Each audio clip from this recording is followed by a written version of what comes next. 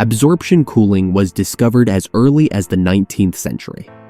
At the 1878 World's Fair in Paris, Frenchman Augustin Mouchot presented a system that used a huge silver parabolic reflector to concentrate solar energy and thus turned water into a block of ice.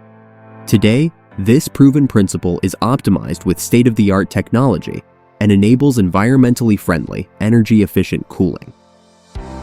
Unlike conventional cooling systems, the adsorption chiller does not require a mechanical compressor. There are two heat exchangers inside a vacuum chamber: an evaporator, which also acts as a condenser, and an adsorber. In addition, as the working pair, pure, environmentally friendly water as a sorbate, and silica gel as a sorbent. Silica gel has millions of fine pores and therefore an extremely large inner surface. This absorbs water vapor and can release it again.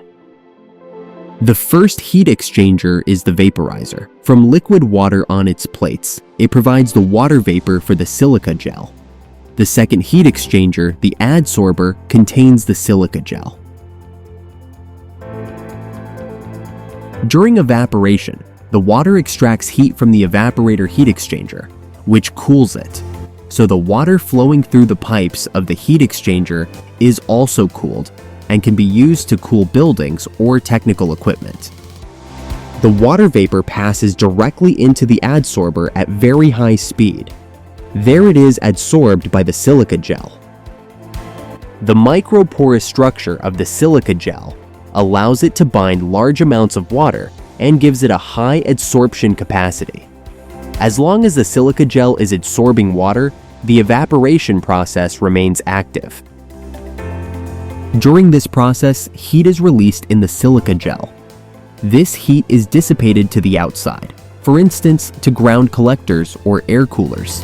The silica gel absorbs water vapor until it becomes saturated. Then the regeneration phase begins. For the silica gel to adsorb water vapor again, it must be dried again.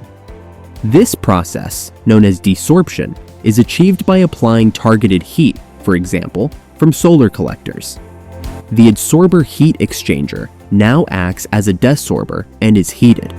The supplied thermal energy drives the bound water vapor out of the silica gel's pores, restoring its adsorption capacity. During this process, the heating water cools down. At the same time, the released water vapor flows back to the evaporator, which now functions as a condenser. On its cooled surface, the vapor condenses back to liquid water. Once the silica gel is fully regenerated, the system is ready for the next cooling cycle.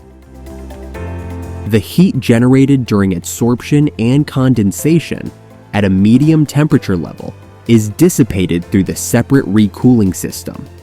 The sum of these processes removes heat from the cooled systems or rooms. In practice, two vacuum units are used phase-shifted. Alternately, one adsorbs while the other regenerates. This enables efficient, virtually uninterrupted refrigeration and continuous cooling. The adsorption chiller combines efficiency, sustainability, and durability in an innovative system. Compression-free, without synthetic refrigerants, and with very low power consumption, it works almost free of charge in combination with your data center, waste heat, and solar thermal energy. A future-proof solution, climate-friendly, efficient, and economical.